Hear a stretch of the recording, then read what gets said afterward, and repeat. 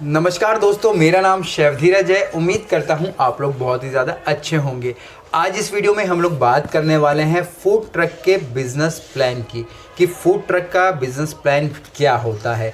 जिस प्रकार से हम लोग अपने restaurant, cloud kitchen, take away start करते हैं, हम उनके लिए एक बिज़नेस प्लान बनाते हैं। सेम उसी प्रकार से हम लोग अपने फूड ट्रक बिज़नेस के लिए भी बिज़नेस प्लान रेडी करते हैं, अपना कोई भी फूड ट्रक का वेंचर स्टार्ट करने से पहले।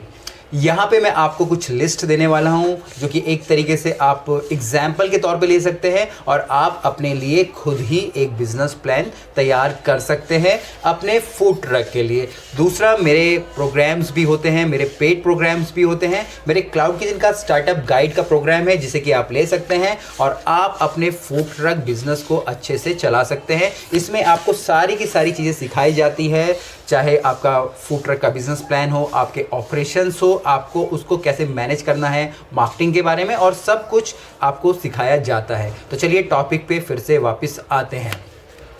बिज़नेस प्लान बहुत ही ज़्यादा ज़रूरी है, इससे हमारी बजटिंग हो जाती है। हमें कुछ ऐसा एक फिक्स, एक बोल दीजिए फिगर मिल जाता है, जिसके कि अंदर हम लोग काम करने की कोशिश करते हैं और हमेशा कोशिश रहती है कि हम उस बजट को एक्सीड ना करें। क्योंकि अगर आप पैसा लगाते ही जाएंगे, अगर आप कोई ट्रक खरीद के लेके आए हैं, आप उस पर पैसा लगाते जाएंगे तो पैसा लगता ही जाएगा। पर अगर आप एक चीज़ें फिक्स कर लेंगे चीज़ों को पहले समझने के बाद, तो आपके लिए काफ़ी अच्छा रहेगा और आपका जो नुकसान होना है, या फिर आप कह सकते हैं जो अननेसेसरी चीज़ें हैं, वो भी आपकी कम हो जाएगी।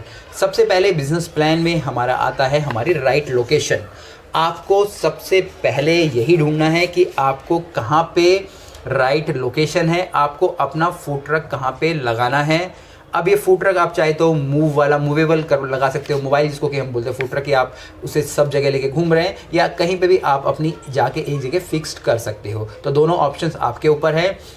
दूसरा, जब भी आप अपना लोकेशन चूज़ कर रहे हैं, तो आपको जो स्वाद स्टडी होती है, SWOT, ये एक स्टडी होती है जो कि हम लोग हमेशा करते हैं अपने रेस्टोरेंट्स के लिए, टेक अवे, क्लाउड किचन या किसी भी फूड बिजनेस के लिए, जिसके के द्वारा हम लोग अपनी अगर हम लोग S से बोले हमारी स्ट्रेंथ, W से वीकनेस, O से अपॉर्चुनिटी और T से थ्रेट, ये सारी चीज़ें पता लगाने की कोशिश करते हैं और उसके बाद हम लोग लोकेशन और बाकी चीज़ें डिसाइड करते हैं। तो अगर आप भी चाह रहे हैं तो आपको भी ये स्टडी अपने बारे में करनी होगी, तभी आप लोग एक परफेक्ट लोकेशन ढूंढ पाएंगे और एक प्रॉपर बिजनेस प्लान बना पाएंगे।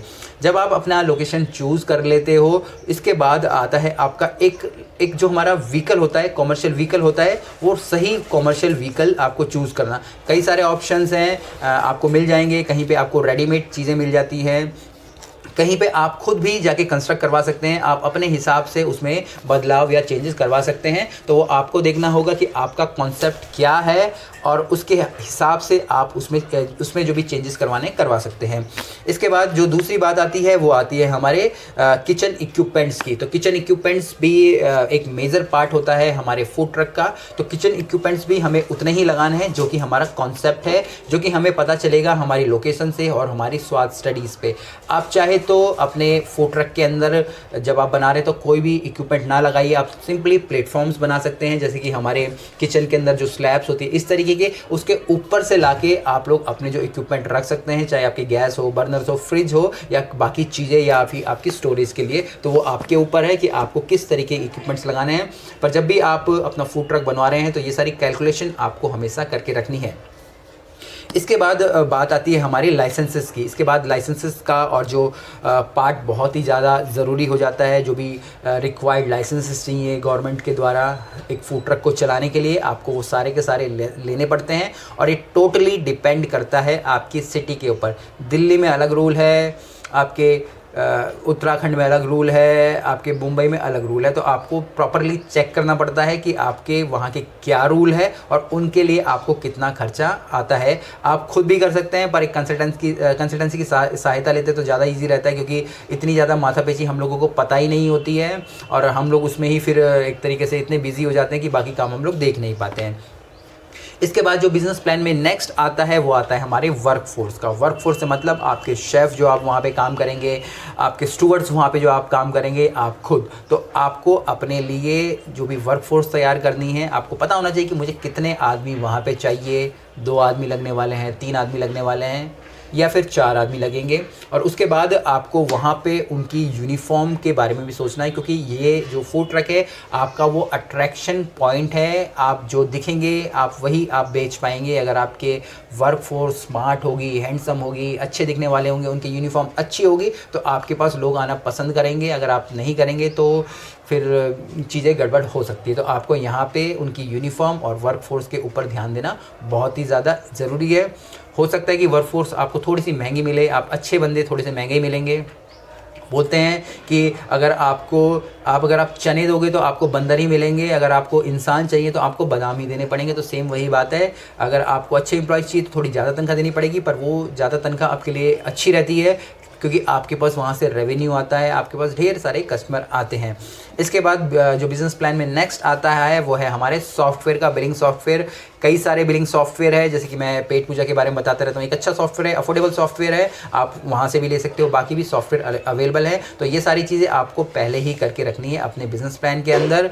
और जो सबसे लास्ट है वो है हमारा यहाँ पे मार्केटिंग प्लान का। आपको मार्केटिंग प्लान बनाना बहुत ही ज़्यादा ज़रूरी है। जब भी आप अपनी स्वाद स्टडी करते हैं तो उसके रिज़ल्ट जो भी आते हैं उसके अनुसार आप अपने मार्केटिंग प्लान बना सकते हैं। मार्केटिंग प्लान डिपेंड करता है कि आप किस एरिया में क्या हो और आप क्या क्या चीज़ें कर सकते हो खुद से या फिर किसी को हायर करके। यही सारी चीज़ें हमारी मार्केटिंग प्लान के अंदर आती है। आपको यही सारी चीज़ें प्रिपेयर करनी है। यही सारी चीज़ें जो मैंने आपको बताई, आपको इनको पैसों में कन्वर्ट करके आपको लिखना है और फिर आपको डिसाइड करना है कि भैया मैं क्या इनमें से वन टाइम खर्च कर रहा हूँ, क्या इनमें से मुझे हर महीने देने पड़ेंगे। जैसे कि बिलिंग सॉफ्टवेयर कभी हमारा आप एक बार भी ले सकते हैं, जिसका मतलब कि ईयरली चार्ज दे सकते हैं या हर महीने भी पे कर सकते हैं। सैलरीज़ आपको हर महीने पे करनी पड़ेगी, डॉक्यूमेंट्स आपके एक बार ही हो जाते हैं। इसके बाद अगर आप ग्रॉसरीज़ का पार्ट भी इंक्लूड करते हैं, हम बोलते हैं कि भाई हम लोग महीने में 50,000 की ग्रॉसरी खरीद लेंगे, तो हर महीने आपको 50,000 वहाँ के लिए रखना पड़ेगा।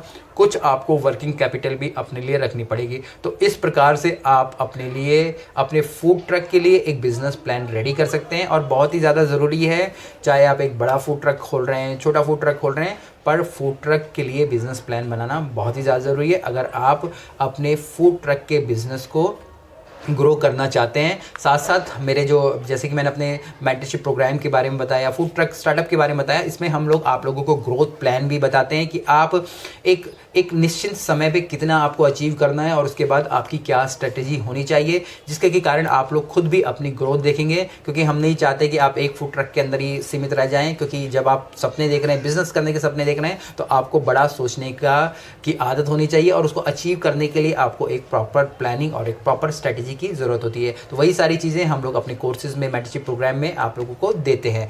कुछ भी क्वेश्चन हो, कमेंट्स हो फूड ट्रक से रिलेटेड या किसी भी फूड बिजनेस से रिलेटेड, आप मुझे नीचे लिख सकते हैं। मेरे व्हाट्सअप का नंबर है, आप लोग मुझे वहाँ भी कॉन्टैक्ट कर सकते हैं। तो चलिए फिर मिलते हैं एक नए वीडियो में, तब तक के लिए जय हिंद।